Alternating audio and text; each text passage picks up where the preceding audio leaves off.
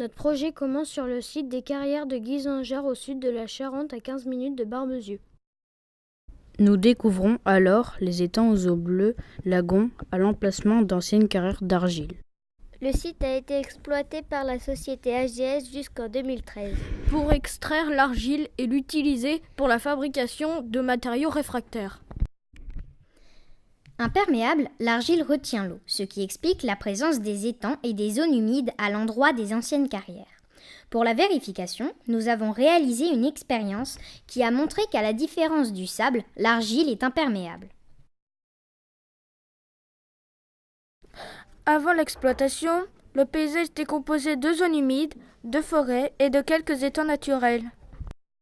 Pour extraire l'argile, les exploitants ont d'abord coupé la forêt, puis retiré et stocké le sable sur le côté pour enfin accéder à l'argile. Le paysage et la biodiversité sont modifiés. À l'arrêt de l'exploitation, des pins ont été plantés pour restaurer le milieu. On les repère bien, ils sont alignés. Ce n'est pas une essence d'origine. Nous nous demandons comment a évolué la biodiversité dans cette zone. Nous avons fait l'hypothèse que la biodiversité allait redevenir telle qu'elle était avant. Pour le savoir, nous avons fait un inventaire de la faune et de la flore pour faire une comparaison avec celle d'origine. Les arbres les plus représentatifs sont l'ajonc, le châtaignier et le chêne.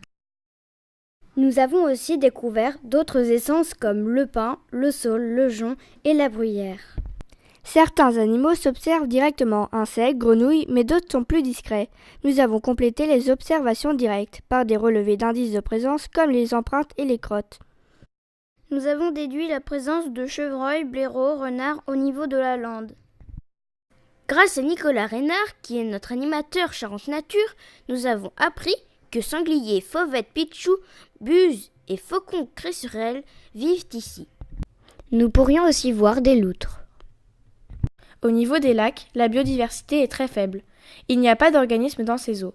Une mesure de pH a montré que les eaux y sont acides. Le pH est égal à 4. Les lacs les plus anciens sont à nouveau colonisés par des algues et des plantes aquatiques. Nous les avons observés au microscope. Les falaises d'argile, créées lors de l'extraction, constituent un nouvel habitat pour une espèce peu commune, le guêpier d'Europe. Le guêpier d'Europe a pour nom scientifique Merops apiaster. Il est appelé l'oiseau arc-en-ciel. C'est un oiseau migrateur insectivore qui vit en Afrique et vient nicher en Europe dans des terriers creusés à flanc de falaise. Au cours du temps, l'aire de nidification du guêpier s'étend vers le nord en raison du réchauffement climatique. Le milieu est en cours de recolonisation par les végétaux et les animaux. Notre hypothèse n'était pas tout à fait juste. Certaines espèces ne sont pas forcément d'origine, comme le pin qui, lui, a été planté. Le guêpier aussi est nouveau dans le milieu.